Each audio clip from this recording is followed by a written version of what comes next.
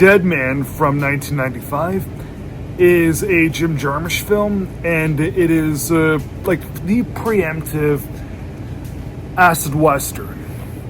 Now, I do love me some cowboy films. I haven't seen very many acid westerns, though. Like, of course, modern day westerns and like some gothic westerns, revisionist things, but yeah, acid westerns on the other hand, I probably have, but the whole acid western subgenre, maybe I have, maybe I haven't. I don't know.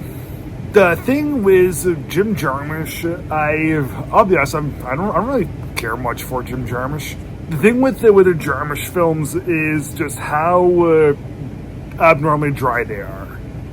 And, of course, very, very deadpan, very, very slow, pretty quiet. They just don't do it for me. But Dead Man is one that I actually do like this one. It's certainly not good enough to do a gigantic thesis or dissertation on. But, I guess to each their own. Johnny Depp plays this man named William Blake, just like the poet. And he accepts an accounting job in this small town. He goes there, and the town, it's not really all that friendly. The accounting job happens to have been filled, and Depp really wants to try to find something else, essentially, because obviously it's a big mistake. And because Depp plays such a normal average guy in this, he does not gel at all with the rest of town. So eventually, one thing leads to another, murder happens, wrong ideas end up happening about Johnny Depp, and he becomes a wanted man. And some bounty hunters are hired also.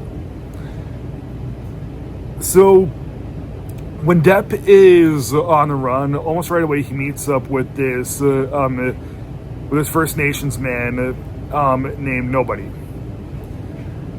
And it's through some of these Native American rituals and all that stuff that Depp is able to survive as long as he possibly can, and revive himself and really do some good self-defense. So yeah, having the man's name be Nobody, it's good. Like nobody is helping him. Yeah, physically there's a man, but the name Nobody. So yeah, you get what I'm saying. While the movie is progressing, there are some moments of excitement. Of course, the one thing that really sticks out to a lot of people is the musical score done by Neil Young. Now, I got nothing against Neil Young's, I'm not a huge fan of Neil Young's music, but the bizarre electric tone that this movie has, it really helps amplify the acidity of this acid western. And that's ultimately where I think the movie kind of stops for the acidic nature of this. Because, yes, the movie is in black and white, and the constant motifs of death are always present. You see like skulls and dead things all around.